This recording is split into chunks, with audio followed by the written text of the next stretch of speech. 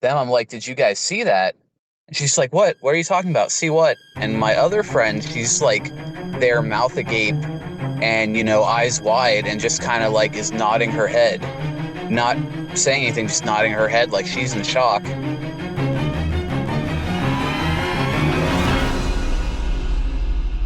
Yes, and many children see them too. About 75% of the world's children today are being born with etheric vision.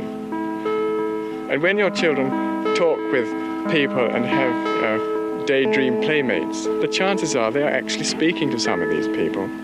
Because these angels or angelic forces or nature spirits, as they're often called, will often make themselves seen. And all of a sudden I hear him go, whoa, or, something like that. So I look up. And as I look up, I see this thing. And I said, I've never seen a butterfly like you before. I know that the paranormal is real. Listen. As soon as I spoke to it, it turns around and makes eye contact with me. And then it stands upright. And it was at that moment that I saw it was like an orange light appear above this row of trees. From this sort of orange light, this thing appeared. Its wings were actually like sycamore leaf shaped. And I started talking to them. I'm like, hi, are y'all the dwarves? And I would hear whispers that would say, hi, yeah, you want to play? And it wasn't just my imagination. And I had told them, I'm like, my dwarves, they like beer, And my dad's like, yeah, sure, your dwarves like beer. And they were holding a conversation, and his beer slid upwards instead of downwards, how the house was tilted. And him and my brothers jumped up. So I stopped calling out Adam, and I'm just kind of, my mind draws a blank, and I stop behind that tree stump. I'm pretty close to it now because I took a few steps forward, and I see this thing.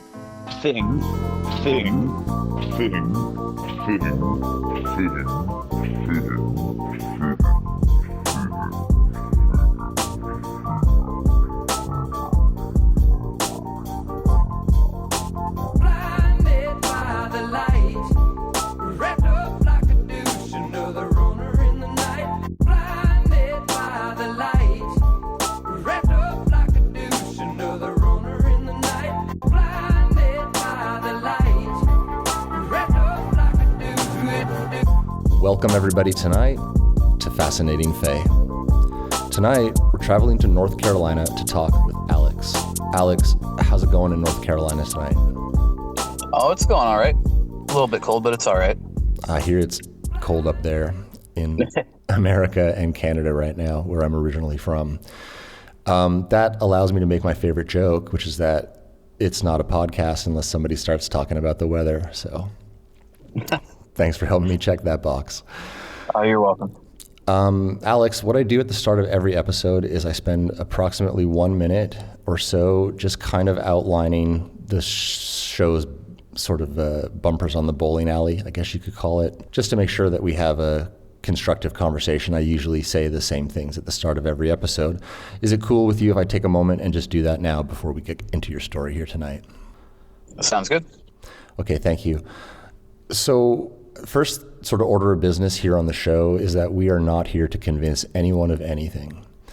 The fairy phenomenon, and especially visual sightings of fairies, is extremely difficult to give voice to, and it becomes encumbered if you're additionally feeling a pressure to convince.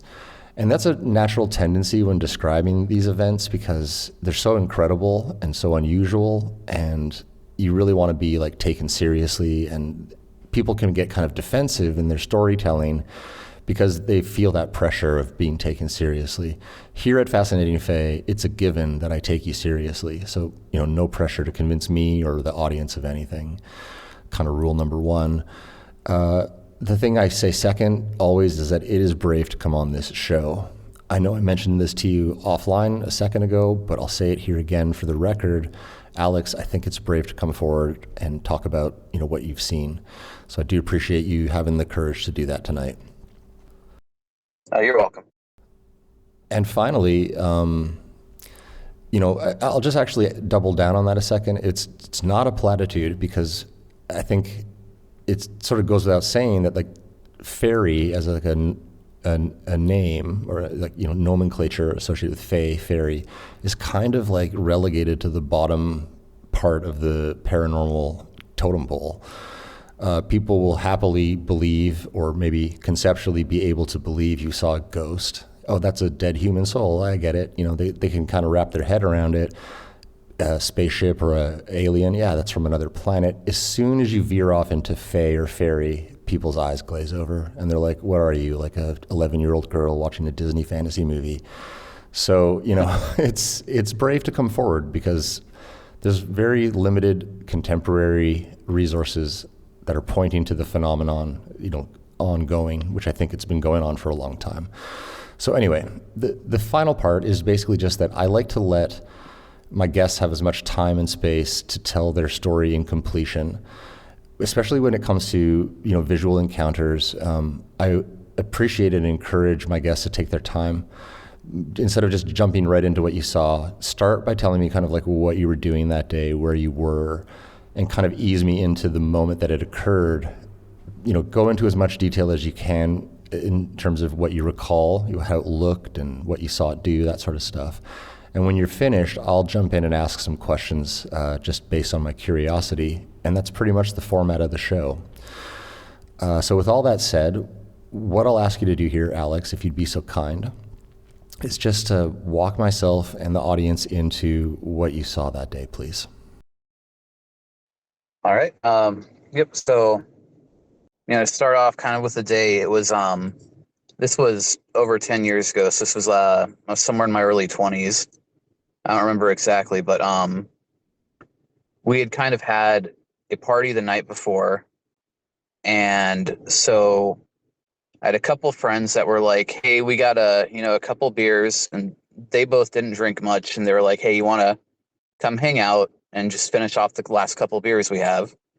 And there was this sort of trail that went through the woods kind of around where I lived, and it ended up coming to where the creek is. And it's kind of like a little wooden, almost like a boardwalk kind of thing, but it goes through the woods until you get to the water, and then it's kind of just like a fishing pier almost, but very, very small.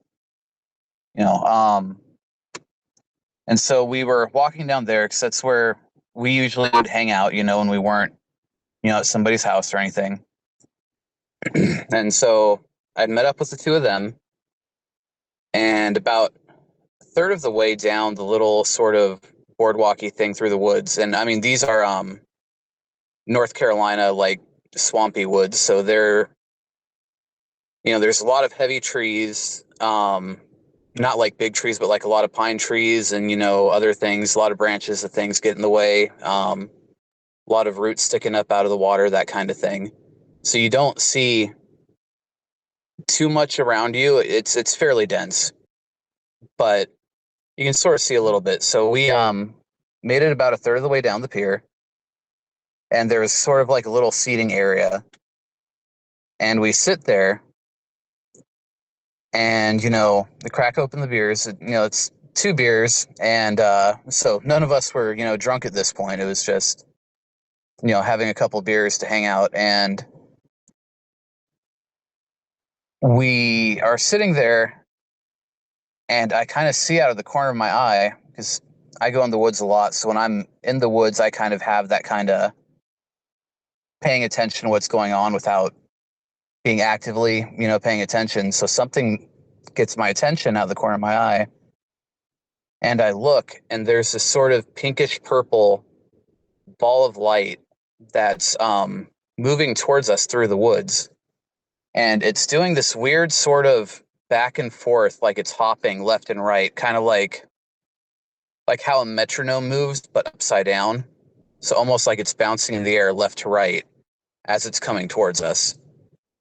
And I've never seen anything like this before. I mean, I go in the woods a lot, or I did back then. So I see, the occasional odd thing, but nothing that was ever like that. And it's just this pinkish purple ball of light bouncing along through in the air as it's coming towards us.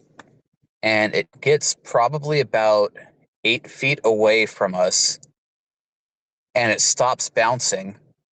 And at this point, it's like it's gotten into where there's no trees, it's clear, and it's just the sort of, boardwalky sort of thing going towards the pier. And it stops midair. So it's been bouncing this whole time. All of a sudden, it just dead stops.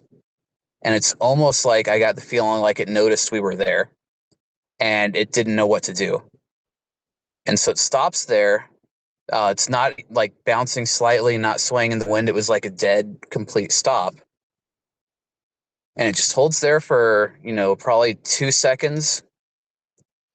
And it just makes a beeline and it shoots off in a straight line towards the water, which would be at a 90-degree angle from the way it came. And it just shoots off and it kind of disappears beyond where we can see. And, I'm very quiet because I noticed this happening. One of my other friends she's completely silent too. And then the other friend, she's still talking, like nothing had ever happened. And I think we both kind of just tuned her out because we were watching this, but she just keeps talking. And, I look at them, I'm like, did you guys see that? And she's like, what? What are you talking about? See what? And my other friend, she's like there, mouth agape and, eyes wide, and just kind of like is nodding her head, not saying anything, just nodding her head like she's in shock. And I'm like, it was the little pinkish, ball, and she's like just nodding her head like, and she's like, uh-huh. I'm like, and it just stopped right in front of her, uh-huh. And the other girl, she's just there. She's like, what are you talking about? What are you guys talking about? And we're like, you did not see that? And she's like, no, I didn't. What are you guys talking about? See what? And we were both just completely flabbergasted that she had no idea what was going on, because it was extra weird because she was looking that direction, like that it came from. Like it would have been right in front of her face. Whereas, so if I talk about the seating area, the ball of light came from our right, from my right. And then on my left is the one friend that said she didn't see anything. And then sitting opposite me is the friend that also saw it. And so that was extra kind of crazy because she would have been looking dead at where it was, but she's the only one that didn't see it. And it just kind of, just shot off. And that was the visual encounter I had. That's a really, honestly, great set of detail-rich components to that story. Great job telling that story. Thanks, Alex. You're welcome. Can I ask you some questions? Yes, go for it. What time of day was it? Ooh, I think it was sort of like a mid-afternoon, not quite into evening, but it was afternoonish, like probably around 2.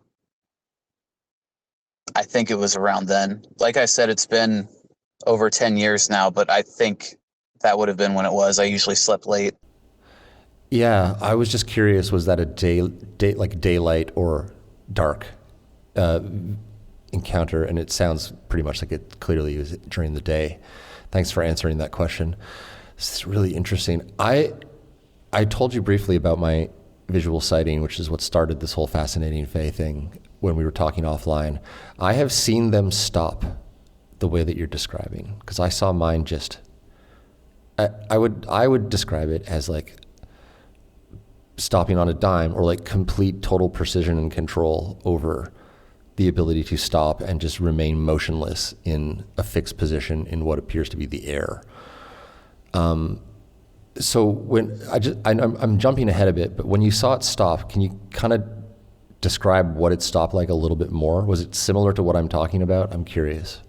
It was. It just all of a sudden, it looked like So as it was approaching it looked whimsical. Like I got that kind of feel, you know, like a carefree, like when a kid's like skipping along kind of thing. And then it was that feeling like I think it realized that we were there and it didn't think anybody was going to be there. And just its skip just completely stopped. It was just right there in place. Didn't waver slightly, didn't finish its skip, didn't, twitch a little bit or anything. It just was a complete stop. It's really unusual to see the precision with which they can have control over their position in space and time, basically. It's unnatural to observe. And I've seen it twice. I've been lucky enough to see my initial sighting in 2019, and then I live in Costa Rica now. And when I got here, not long after, I saw a Venta black winged fae come up out of a tree, float right down between my partner at this time, Julia, and I, and freeze right between us. And it almost gives you this weird sensation like time has stopped because it's so unnaturally able to stop.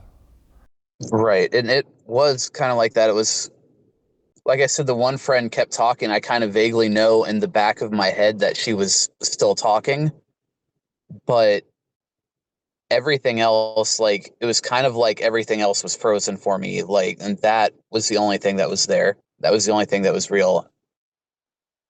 And like I said, not where it was just that was the only thing that was real, but it was everything else took kind of a step back and it was more background instead of real.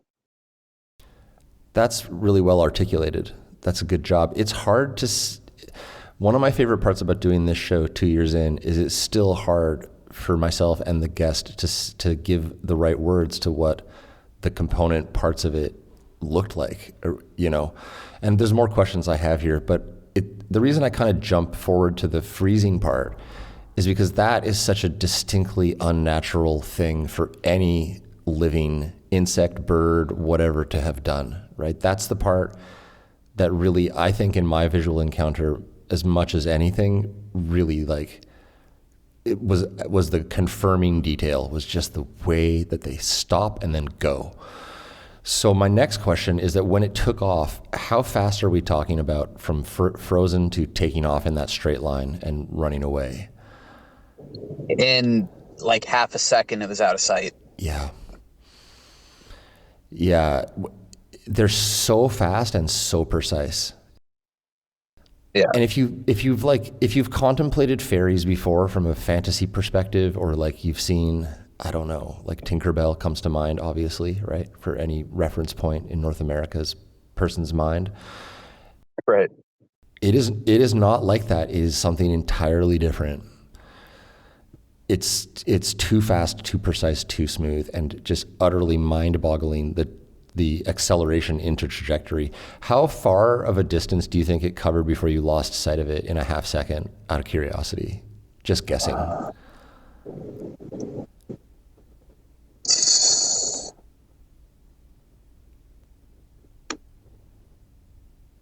Probably about 50 yards or so.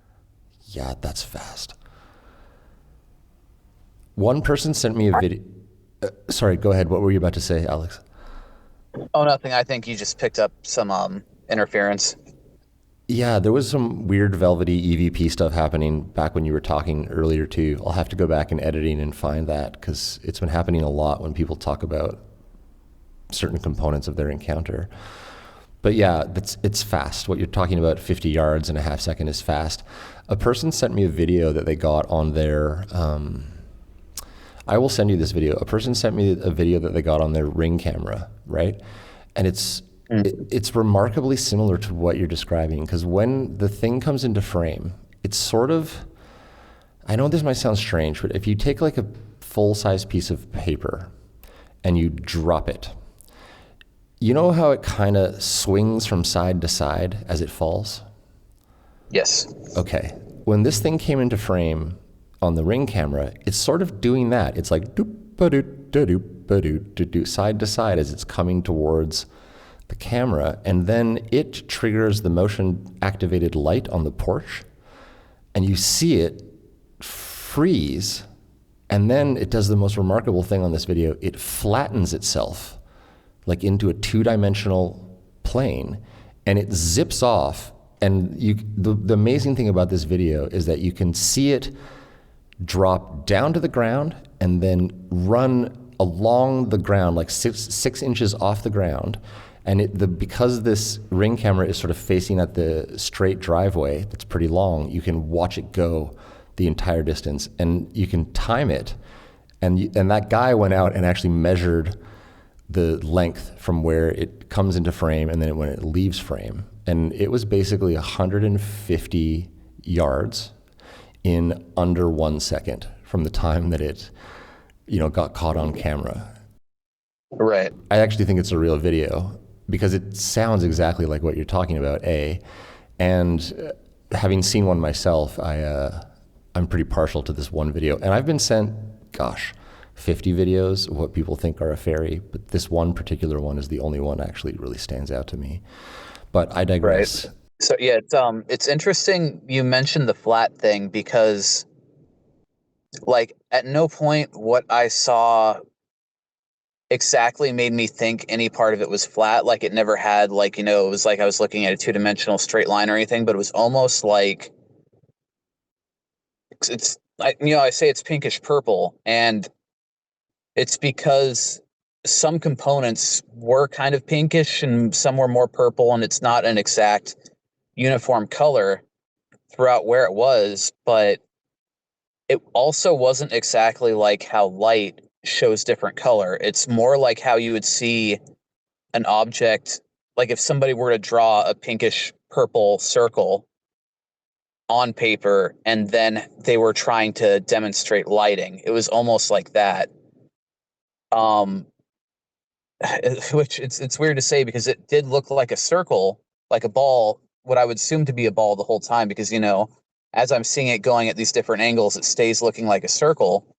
But like, say, in the corner where, the color would be slightly different to show shading, that aspect never changed. Oh, fascinating. I 1000% believe that you saw what you saw that day, because the way you're describing it is so evocative of what I saw in 2019. Right down to the color, because mine was like a purple-white hue, which I think is really interesting. Someone mentioned to me in conversation that when there's like reports of ball lightning, the scientific explanation for it is there's what is it? It's sorry, I'll let my brain catch up with my thought process there in a second. Is ionizing hydrogen is what it is that burns purple, and that at extremely high electrical voltage levels you can get ionization of the hydrogen in the air, basically. But it's sort of half a dozen of one, six of the other. Like, are people reporting ball lightning and then putting a scientific explanation on it post haste, or are people actually seeing this purplish hue pretty frequently, and then rather than recognizing it for what it is, which is a fae, are trying to sort of falsify a scientific explanation for it? Which is, because to me, the idea that you have a localized bit of electrical current that is ionizing hydrogen in the air is really, really hard to stomach, just as a concept. I don't know. It's interesting, the purple part. Let me ask you something. So it's day. You're sitting there. How bright was this light that you're describing? Like, I know it caught your eye because it was illuminated, but on what kind of level of illumination are we talking here? Stadium light, like a LED? What kind of level of brightness? It was kind of like just looking at a soft light bulb. Interesting. So it had like a faint sort of glow in the immediate area around it. Like, and when I say immediate, I mean like, less than an inch around it, you could see kind of a little, but it was not like making, the trees around it have a purple hue where it went by. It was pretty localized to where it was. Like a localized halo. I got you. Yep. It's really interesting the way that you're describing like the shadowing not changing as it flitted side to side, which is, I think you're doing a good job of describing something hard to describe. And I didn't see what you saw. Again, I've only seen that one thing in 2019 with my eyeballs, but it just didn't look right. It didn't look part of this reality whatsoever. It was distinctly operating and visually was existing in a way that I don't really have a comparison to. When it was kind of bobbing left to right, about how far apart were these, like now it's on the left, now it's on the right? Is it covering a foot, 2 feet? I'm just curious, like kind of how it was 6 inches between the sort of left to right. I'd say 2 or 3 feet from left to right as it was bouncing. Your intuition there is like all really valuable too, like how you feel like it was just sort of doing its thing, and then you felt that, you know, it like noticed it, and then it didn't know what to do, and then it took off. When it was coming and you first saw it, was there any kind of immediate thought that came to mind when you looked at this thing, or were you just instantly stunned? I'm really curious if anything came up when you saw it. So I did have a sort of split second where, like, right then I said, like, you know, in my mind to myself, like, I don't remember if I said a fairy or a pixie, which word, you know, came to my mind, but it was one of them. But I also had remembered a friend of mine, his family's been in the area for a long, long time. And he said in the sort of deeper parts of the woods around here that he was told that there are fairies in the woods, you know, sorts of lights that, you know, he was always told don't follow them because they'll get you, you know, stuck. They'll lead you to a, you know, a sinkhole or, you know, something like that. And so I'd always been kind of a little bit, you know, have like a belief in the paranormal, but like not where I'd like seen something solid, you know, like that in my life. So I know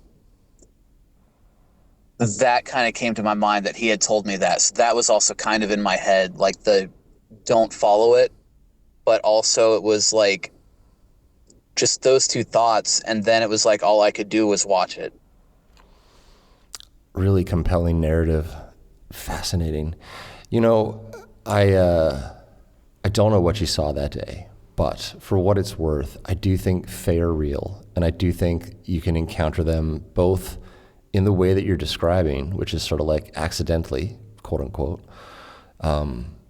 because those parts that you're describing about it like sort of taking off and giving off that impression that it sort of got caught, you know, and it's now taking off because it doesn't want to be seen. I contrast that with like what happened with me and with the wide range of stories I've heard. You kind of get everything in between. Mine is sort of like a fighter pilot buzzing a building, you know, I got a flyby kind of thing. I think it came to show itself in my circumstance intentionally. In other people's circumstances like yours, you're lucky enough to kind of be at the right place at the right time. I recently spoke to this gentleman named Troy, and he saw a very similar,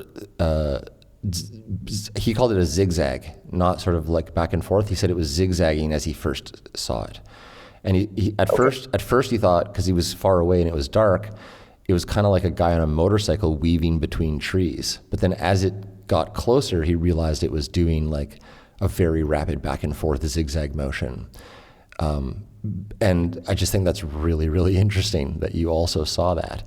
And I recently spoke this season to a gentleman named William who was on Mount Shasta, and he had a really similar initial approach with his orb sighting as well. And he actually did follow it. And I won't ruin that episode for you, but something really interesting happens after he follows it. As if you had a chance to follow yours, you would, you know what I mean? You can't move that fast. So I don't think it was trying to lure you, but I have spoken to another person who will not come on the show, no matter how much I fucking keep talking to them. And they tell a really fascinating story of being on a hike on the John Muir Trail in California, something they've done a number of times over the past 11 years. Like they do the thru hike. It's a kind of I think 6 times they've done it. And one particular, man, even I get goosebumps when I start to tell this story. On one particular trip through the woods, they were going, and then they sort of felt like, oh, I don't recognize this part of the trail. Like I must have gotten off the trail. And they were confused. So they backtracked. And as they went back, they got even more confused because now what they had just come from was totally different. And they started to panic because they didn't recognize where they had just come from, and they didn't recognize the part of the trail that they were on whatsoever. And it's through a long, like very long story that he eventually gets back out from what appears to be the other dimension onto and into the trailhead, or the correct trail portion, I should say, of the John Muir Trail where he should have been. Extremely compelling story that involves orbs as well. So I think it's really interesting that your kind of family friend has that folklore. As I get, more interested in like United States folklore around fairies, it's really similar to stuff you hear from the UK. Like they can glamour you, they can trick you, don't follow them, don't make deals, stuff like that. It's just really interesting part of it. So your friend that saw it, the one that did see it, I'll talk us in a second about the one that didn't. I have some ideas about why that might have occurred, but what did she share with you? Like, did you guys talk about it afterwards? I'm really curious how that conversation went. We talked about it a little bit. Right then in the moment, we didn't really talk about it because we were, I think, still a little shocked and trying to process it. And the third friend not, seeing it, I think on one hand kind of made us feel crazy, but on the other hand, the fact that the other one did let us know that we weren't. And I know I was kind of still grappling with that a little bit, and I think she was too. So we kind of, just talked about it a little bit just to, know that we had both seen the same things. But like with other friends, if we were talking about it, she would, be like, yes, I saw that too. And, would, confirm what I was saying. But we haven't really talked about it a lot. That's very confirming, though, that she is willing to say that she saw it with you like that. It's extremely validating because you can really feel like you lost your mind. And for sure with me, if I hadn't seen it with my partner at the time, I would not be doing this show, for example. You know what I mean? So regarding the friend that didn't see it, I don't know if you recall or if you've ever like seen that video where a bunch of people are like passing a basketball around on a basketball court and a gorilla walks through the middle of the game and you don't notice it. Have you ever seen that video? It's like a visual trick or whatever. I think so. Basically, like there's like 10 people and they're bouncing basketballs back and forth to one another, and someone tells you, count how many times they bounce the basketballs. And so you're really, really watching everyone bounce basketballs when you watch the video. And in fact, there's a guy in a gorilla suit that walks right through the middle of the game, waves, and walks out of the frame. And most people never notice it because they're so focused on the basketball. It's entirely possible that your one friend was just talking and was just focused on what she was saying, and maybe not, therefore, in that moment, putting her focus where it could have otherwise been, much like that basketball gorilla video. I'll try to find that and throw it in as a link in the show notes so I can illustrate that concept better for everybody listening. But that's my first idea. The other thing, too, that is really interesting is I have spoken to a number of people for whom they have, like, say there's 2 people, or in your case 3, but just starting with 2 people, someone will see A and someone will see B. Like someone will see like that was a purple light, and another person will say, actually, that looked like a really, really strange white bird. But both definitely saw the same thing. They saw it do the same thing, but they remember what they saw differently. And in other circumstances, you'll have groups of people, and a number of those people are absolutely seeing, they're acting astonished, and then you have a handful that are right there with them that have no perception at all. And I wonder sometimes if it's a genetic thing, like there's a protein in our eye that allows us to see, and that might be like a genetic marker that's been passed down for a long, long time. And if someone doesn't have it, maybe that part of their vision is not activated in the presence of the phenomenon. I really don't know, but I do think it's interesting that, one didn't see and two did. But the fact that two did is extremely compelling, and you're very, very lucky that your second female friend did see it with you. It's very, very cool and powerful to know that someone else saw it, because then you're not losing your mind. It's really, really important part of it. The thing I forgot to ask is, how big was the ball, like in terms of size? I'd say probably a little bit bigger than a golf ball. Maybe, and again, it's been over 10 years. Somewhere, I can comfortably say it was somewhere between a golf ball and a tennis ball size. I know what you mean about the 10-year thing, and even when I think about my fairy encounter, sometimes I feel like it's sort of like just a set of details I'm telling over and over again. And other times when I really close my eyes and think about it, I can remember exactly what I saw. But I know what you mean. After 10 years, you definitely remember the feeling of what you saw most of all, even if the details are not exactly crystal clear like a photograph. So I really appreciate you digging back in memory lane 10 years to share this with me and the audience tonight. It's actually a really, really riveting story. Other than, the questions I've asked, the only other thing I guess I would ask is, and you've already sort of answered it, that you kind of thought at that moment that you saw Faye. I'm sort of jumping ahead, but what do you think it does in the forest? What was your sense of what it was there doing? I'm just curious if you got any kind of sense of what it was, what you caught it doing, or what it was about. I don't know if that makes any sense. Did you get a sense of its essence in any way? Would be something I'm trying to dig into. I think it lived there, or lived somewhere around there. I do think that somewhere in the area was its home. Like I said, we went through that particular, little stretch from the little, sort of boardwalk to the sort of pier thing, all the time. And I tell people I never felt concerned when I was on that stretch, because even though I was in the woods, that really felt like it belonged to us. But there was also the sort of feeling that the rest of the woods was something different, and that the rest, and, we would go out and explore sometimes, but never alone if it was after dark. And there was just sort of feeling that you shouldn't. And this was even before seeing it. But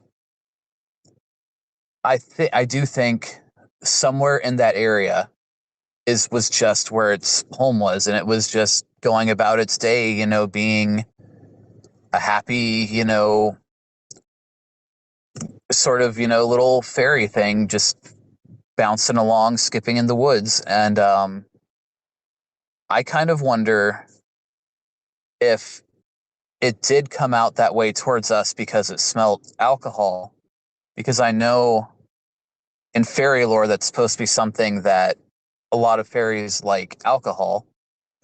And I don't know if maybe it smelled that and thought, oh boy, I'm going to go have some beer. And then it was like, oh, there's people still there, and didn't know what to do for a moment. That was kind of the feeling I got. Because it was coming directly at us, it wasn't, somewhere just off to the side of us, or, whatever. It was coming directly to where we were. That's extremely interesting. I'm glad we kept talking about that. The very last person I spoke to earlier today told me a fascinating story about fairies and alcohol. So what a really interesting detail for you to add here as we kind of conceivably wind down on your storytelling. Something that I trip out on, and I'll just kind of throw out my thinking here. And just a reminder, I'm not an expert, dude. And Fascinating Fae is not really a show for experts. It's a show for curious people. I wonder sometimes, if they fuck up and they show themselves, but they think they're invisible. And so it's just coming over and it has no idea that you're going to be able to see it, because most of the time we don't see them. I wonder if it's that. I wonder if like maybe just in that moment, like you guys were partying the night before, so maybe your brain phase state was a little different.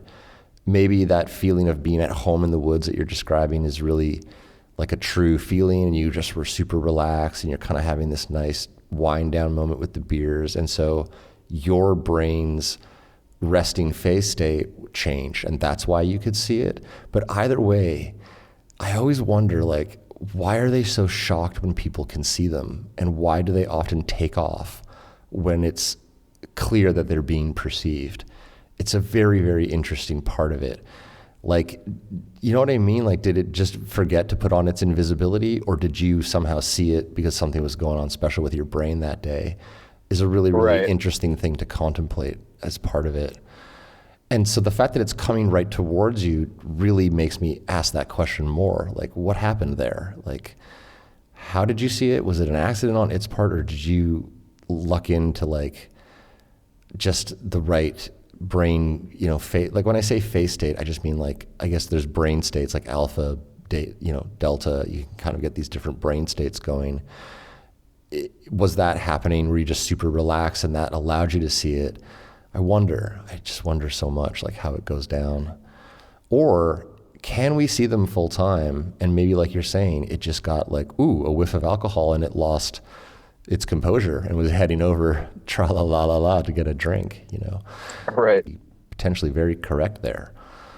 I really do think people's intuitions about their encounters are often holding a lot of really valuable information, because intuition is an extremely big part of understanding the phenomenon. If you try to go deeper into it, you can't understand it with your brain necessarily. Well, Alex, with all that said, and sorry for my non sequitur there, but you got me excited about alcohol and fairies for a second. I know you had another paranormal event that you would be willing to share. So let's put a pin in the visual sighting by saying thanks for that. That was a great set of answers to all those questions. I really think, you know, you've taken myself and the audience right into that event with you. So thanks for opening up and sharing what you saw that day. You're welcome. And with that said, I mean, would you like to share this other paranormal experience? I'm curious. I know it's unrelated, but I'm curious about this other event as well, please. Yeah, this one does get a little creepy. This one actually is sort of two different occasions, but they were very close to each other in time. But so to start it off, I had woken up one morning and I sort of, you know, this was around the same time frame, so early 20s, you know, and I partied a lot, so, you know, I'd kind of wake up and look around to get an idea of where I was. Because, you know, maybe I wouldn't be at home, but I was at home this particular time. So I sort of sat up, you know, looked around to kind of get my bearings, as was my habit, and I looked to the right where my wall was, and so the blinds, so the way my bed was in a corner of a room, and the window would have been behind my head, and there would have been a wall on my right without any windows. So I look to the right, and I see the light coming in from the blinds, and the line from where essentially there's a shadow from the wall. You know, so the line of light and dark right there, and I just froze, and I was, you know, sitting up, and I was actually like trying to like lay back down, so it's kind of a sort of mid lay back down, and I turned my head and looked there, and I just froze. It was like complete paralysis, and there was this sort of feeling that was, I describe almost as like just like a what's the word, primal dread, like a sort of like just scared, like nothing else made sense. Like, that was just all that was going through my head right then, was I was scared. And I couldn't look away. I couldn't look away. I couldn't move. I was just sort of stuck right there, paralyzed. And then suddenly I was able to move my eyes away.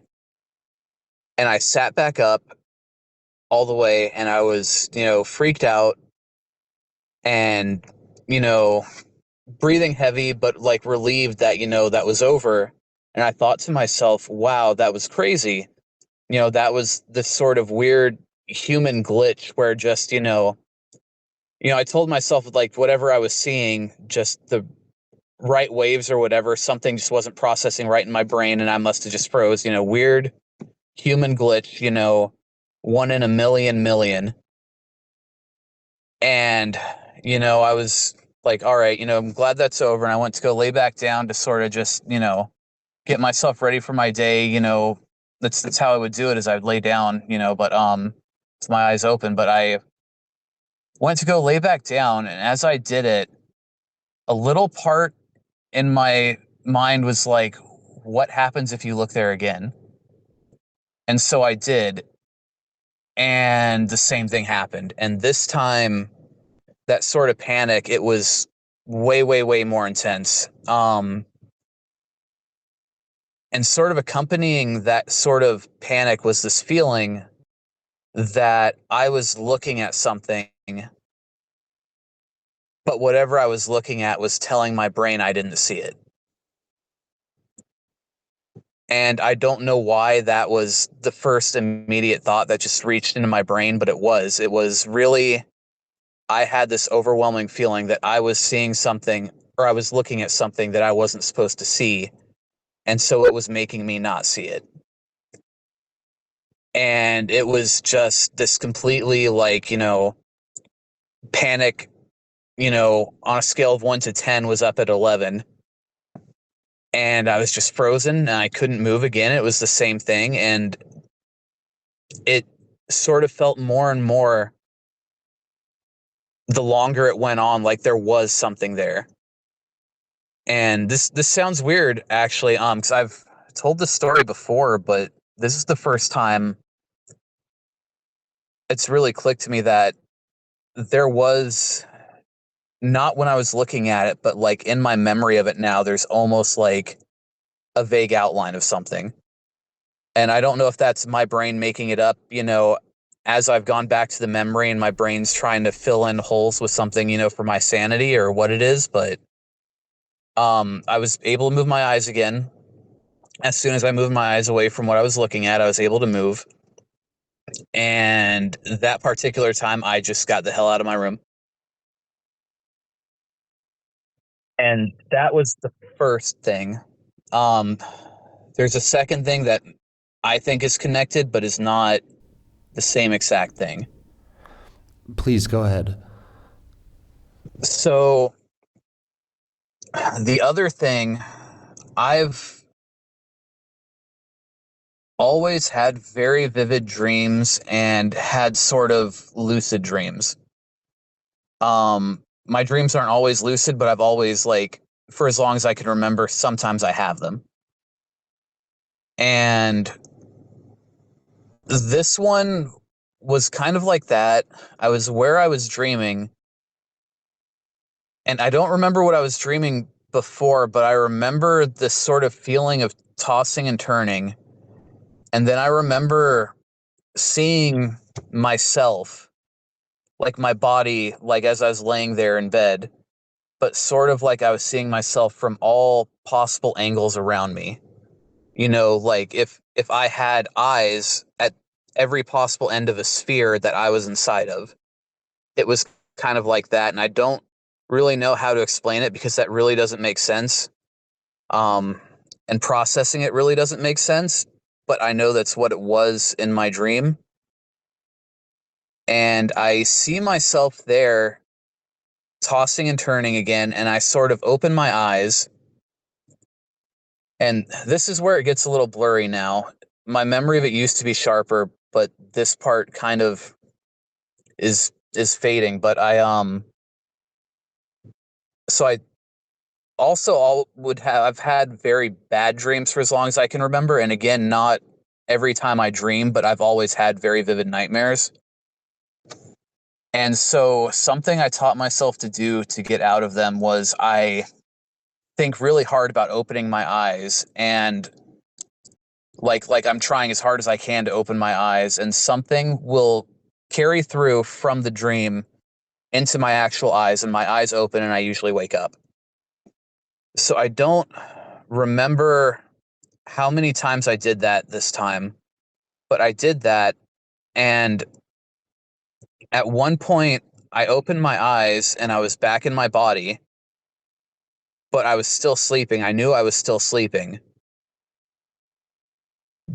And I saw what sort of looked like, the stereotypical like hag witch woman floating over me.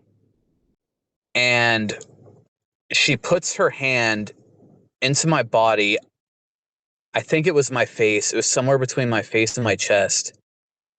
Grabs a hold and starts pulling what looks like a ghost image of me out of me. And I remember that feeling, that same sort of like primal dread that I had that time where, I was paralyzed as I was laying down. That's what connects it for me, is that feeling was the exact same feeling. And I'm there seeing this sort of ghost image of me getting pulled out of me. And all of a sudden, it's like she stops. Like she doesn't let go. She just stops mid-pull, and her eyes kind of open wide, and she looks at my eyes. And it's like I could see that there was recognition in her eyes that I could see her. And that wasn't supposed to happen. And she just got angry and just started screaming at me. And I don't know why, but that sort of primal dread feeling, like as soon as she started screaming at me, like maybe a second after that started, that feeling just changed, and it went from being this, primal dread to this white hot, like most furious rage I've ever felt in my life. It was just white hot rage, and I started screaming back at her, and we were kind of just there screaming at each other for a moment. And then like her eyes got widened again, but this time it looked like she was afraid, and she let go of me and she flew off towards my door. And I forced myself to open my eyes again, and I sat up, and I'm completely freaked out, and I see along my wall where at this point I had changed my bed, so now I'm in a different corner where it's wall and wall, and my window would be on my left and my door would be on the wall opposite of me.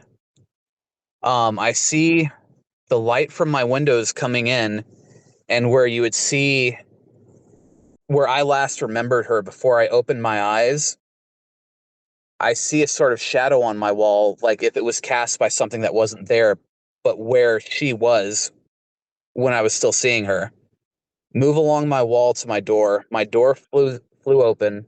She flew out, and then the door slammed shut.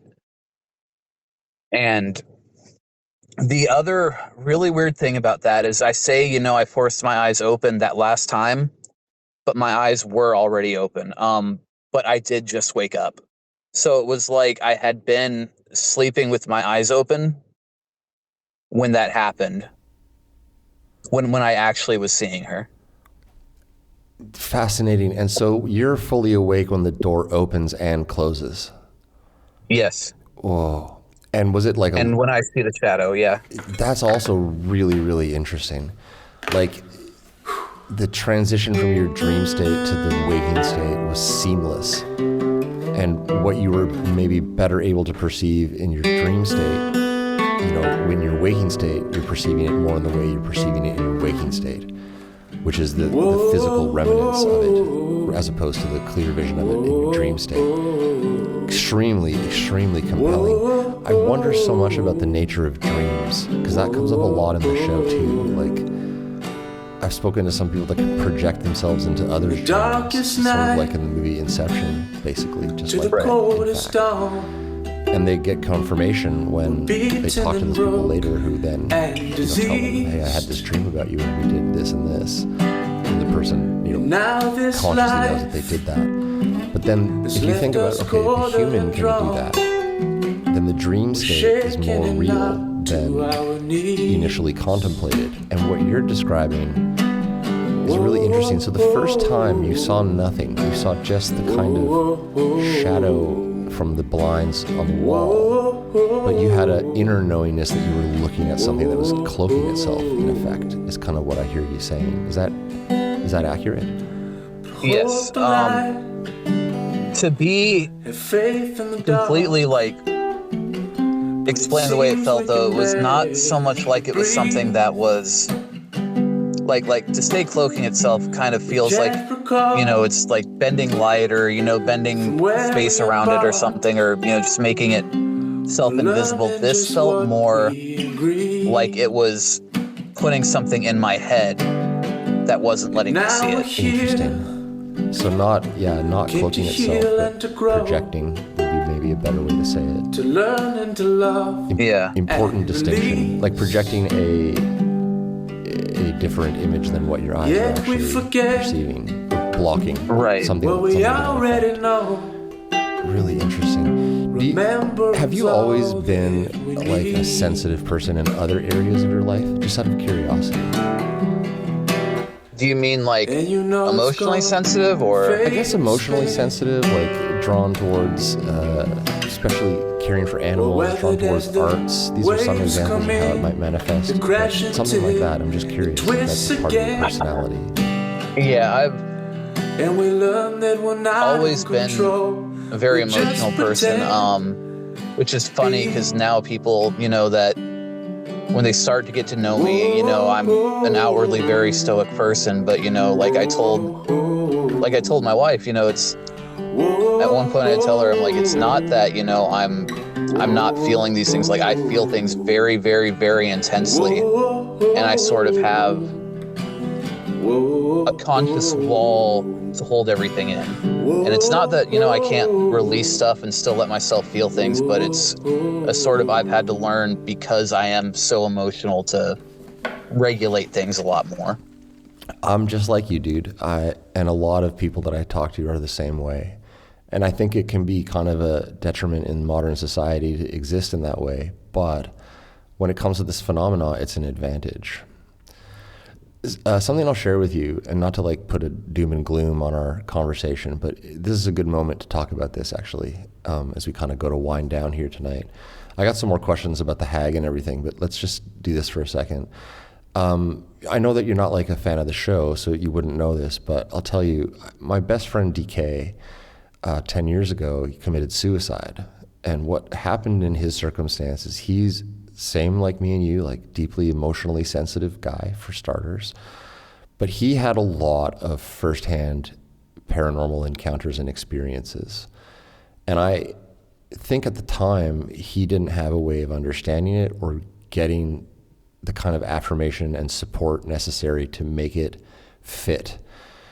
And I put his music at the end of every episode. All of his songs that he left before he passed, and took his own life, were telling the stories of these encounters and the profound impact it had on his life. That's why I say at the start of the show, it's brave to come on the show, because being open to these events and then experiencing them is isolating, and it can leave a kind of scar. I always say the fairies give a barbed wire wrapped gift, like as you get this great present, you saw a fairy, but then you're kind of stuck with the burden of integrating that and carrying on with your day to day, And I actually do think that like all visual sightings are non-accidental, even when they're accidental, because my perception of the capacity of the Fae is, I view them as being like very, very masterful orchestrators of things. And so in a human's timeline of your life, these events that you're describing, as unrelated as they might initially appear, are related because it's you who's capable of experiencing them. And probably both phenomena are equally real. And there's as much to learn about yourself there as there is to learn about the things that happened. You know what I mean? It's kind of a dual question. It's like, what does that mean about me, that I can experience this stuff, is as much an important question as what is the nature of reality, being drawn into question. And so, I do find it fascinating to listen to and to learn how people manage, and you've done a good job of explaining it there, how you're outwardly stoic, but it's kind of a tool that you've developed, and it's not an indicator that you're not really a deeply feeling person. I think you're right at home with the many, many people I've spoken to who are grappling with these kind of phenomena and events in their lives. And I applaud, you and all the guests who find a way to carry forward and not let it too deeply derail them, to know that this stuff is true. Have you noticed, after that event with the hag, that you had any changes in your life? I was curious, you mentioned you were partying. Was there a kind of a change that occurred around these events afterwards? I'm just really curious. Nothing immediate like that. I also, prior to that, was sort of dabbling, I guess you'd say, in some sorts of magics, things, but nothing really ever came of that. And I know after that happened, it was I kind of winded down from that, and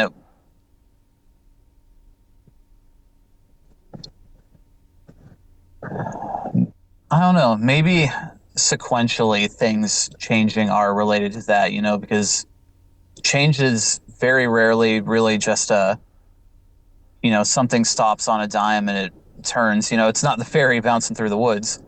But maybe I'd never really thought of it in terms of if, those encounters kind of directed things, but maybe they did.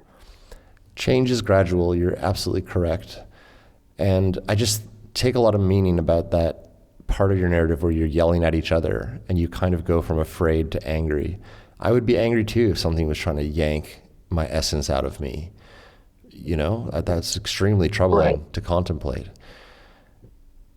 And, it's hard as I wade into the subject matter all the time. I often say, I don't know if I'm helping, because people listening to these stories, let's just for a second say, okay, we're just a bunch of delusional people talking here. People might get the wrong idea about what's going on with them, and all of a sudden say, aha, I know that's why I've been depressed, because an evil spirit has been attacking me. That may not be true. You might be depressed for really practical reasons, But at the same time, I do think that one of my guests, Rachel, said, thoughts are things. And to the extent that the Fey phenomena can appear ephemeral, so basically non-tangible, but still have impact on this plane of existence, the idea that what we do in relation to these events has meaning is actually part of it that doesn't really get talked about enough in all these paranormal shows. It's okay, you saw that thing and that thing happened, but what does it mean? There was something there that potentially, one of my guests, Tristan, sorry for the word salad, it's sometimes hard to articulate thought processes around this subject matter. But one of my guests, Tristan, he sort of said he thinks that what happens here impacts there, and that these alternate dimensions of reality are deeply interlinked with the human one. And so these kind of events, or in the case of this hag, this sort of sense that I get from your storytelling that she's trying to harvest something from you, may in fact be a very real thing that certain people are tangling with. And your kind of story has come up in a number of narratives that I've encountered, often with people that are not doing what they ought to be with their life trajectory. And many do find that there's a change in themselves that leads them to be in better balance with their emotional nature and less trying to dampen that and more willing to be open to living in their own skin, which may include perception of the phenomenon. Does that make any sense, what I just said there? It does, yes. Yeah. So, carry on and, just know that you've got my admiration and appreciation for, reconciling it in a way. Because even just a single event can be very, very disruptive to the psyche of an individual and really leave somebody isolated and at an invulnerable place. So, paranormal subject matter is not all fun and games by any measure. Even a friendly one, like seeing that purple fairy like you did, that could be jarring on some level. I know what you mean, because I've,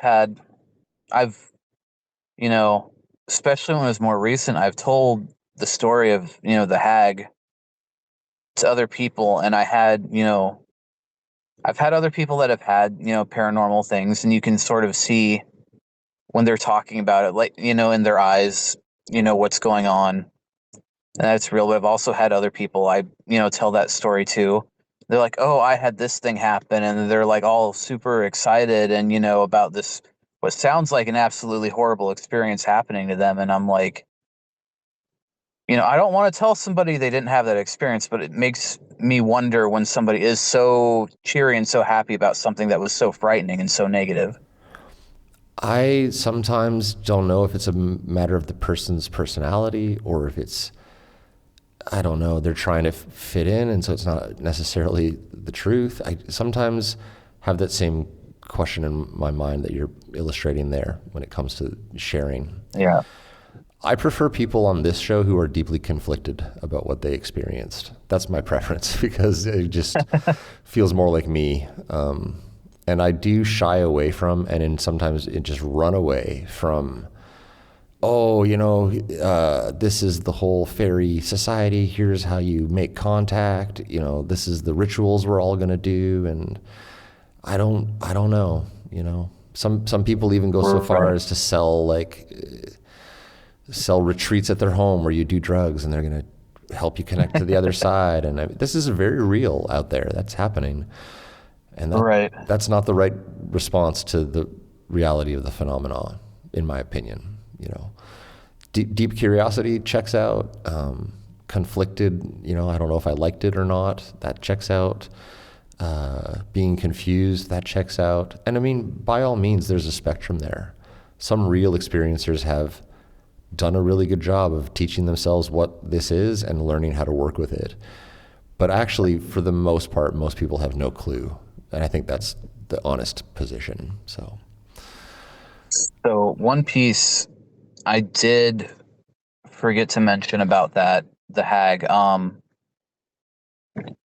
When I got that sort of white hot rage feeling, and like I said, I could see in her eyes, it looked like she'd become scared and let go.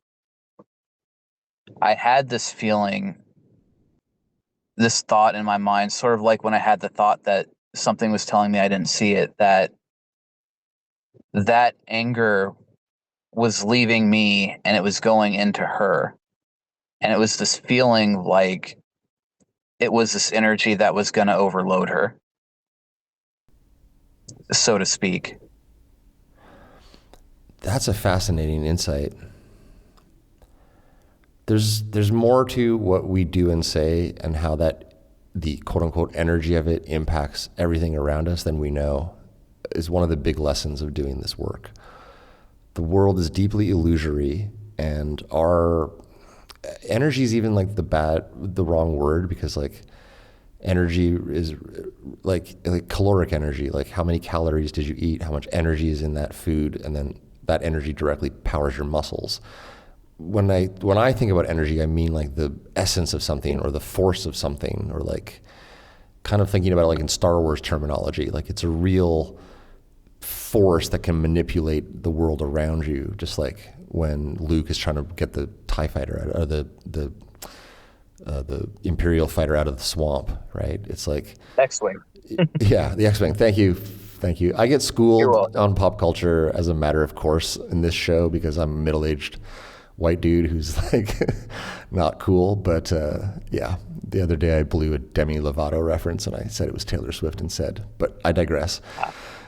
Alex, what I always do kind of at this stage in the show, as we kind of wind down, I don't really have too many more questions about the hag. Maybe I'm just a little reluctant to dig in there because sometimes I don't like to talk too much about the negative side of things or the potentially negative side of things. Not that I keep this show exclusively cheery, but that hag one kind of unsettles me as you were telling me it. And so for whatever reason tonight, I don't have the balls to get in there and ask too many more questions about it. Sorry about that. Understandable. All good. Yeah, genuinely uneasy feelings as you told me that whole set of interlocking stories. And yeah, those insights, we'll just let them hang in the air about kind of the way that you were describing seeing it but not being allowed to see it. That exchange of energy between you and it screaming, extremely compelling stuff. And I hope that for whatever it's worth, whether that event had something to do with it or not, that, you know, positive changes happen, you know, for you if you're still trying to make them, because it's a journey towards like where we want to be in our lives, a never-ending one kind of thing. So, right. Anyhow, all that said, here's what I like to ask everybody who comes on the show. There's no right answer, no wrong answer, because truly no one knows. But Alex, what do you think fairies are? I think that there's layers to reality, and I think that we occupy one layer, and some layers are...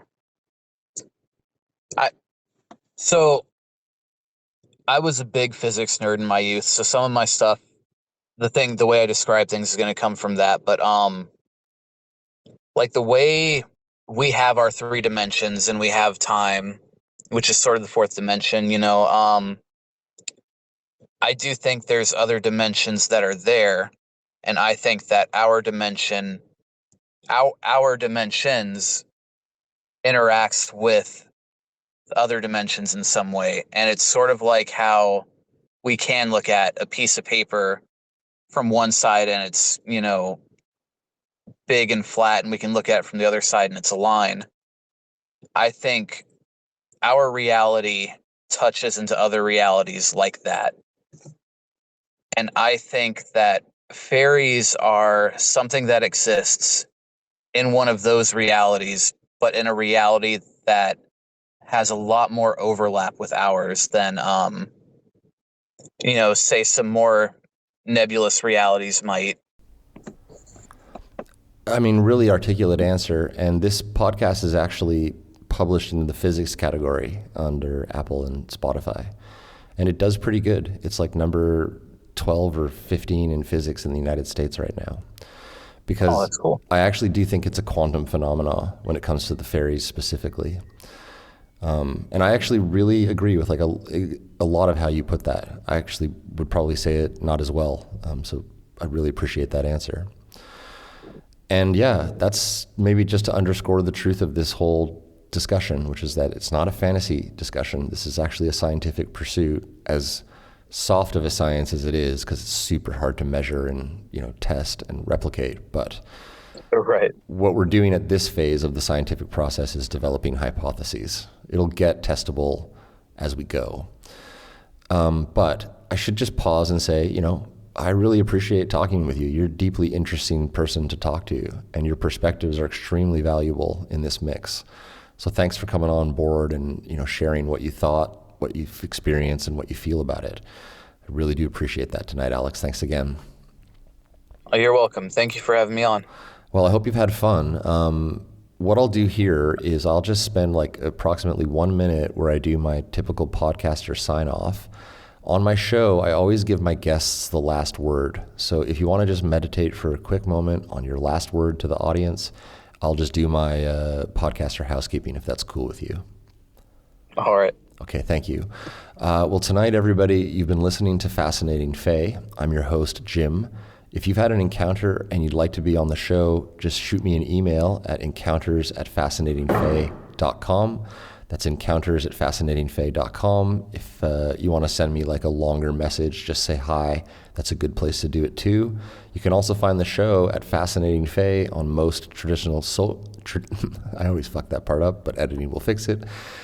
You can also find Fascinating Fae on most traditional socials, wherever you look, at the name Fascinating Fae. With that said, Alex, what I'll say next is, on behalf of all of our human and non-human listeners tuning into Fascinating Fae tonight, super big thanks to you for coming on the show. I really do appreciate it. Thank you so much for being here. You're welcome. And if you've got those last words ready, now would be the time, my friend. There's always more to reality than you think.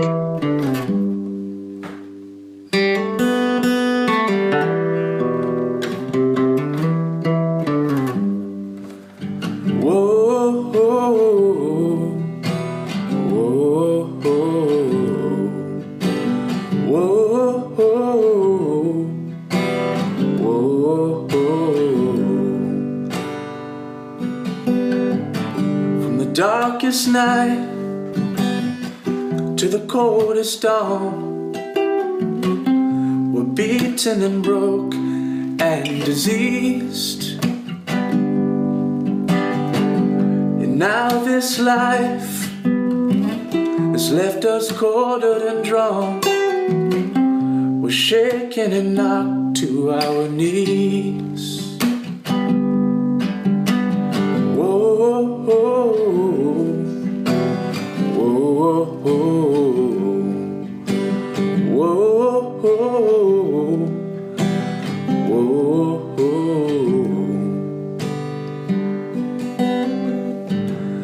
Hold the light,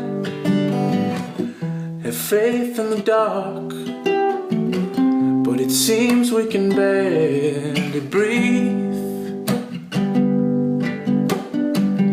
We can't recall from where we embarked. We're learning just what we agreed, and now we're here, came to heal and to grow, to learn and to love and release. Yet we forget what we already know. Remembrance all that we need.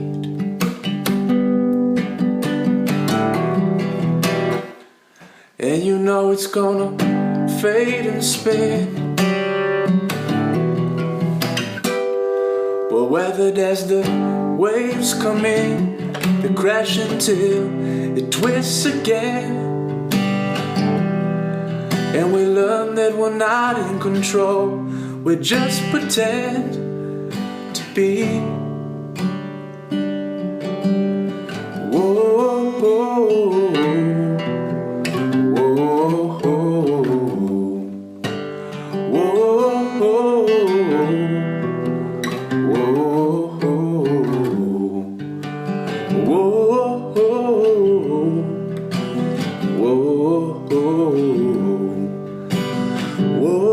whoa.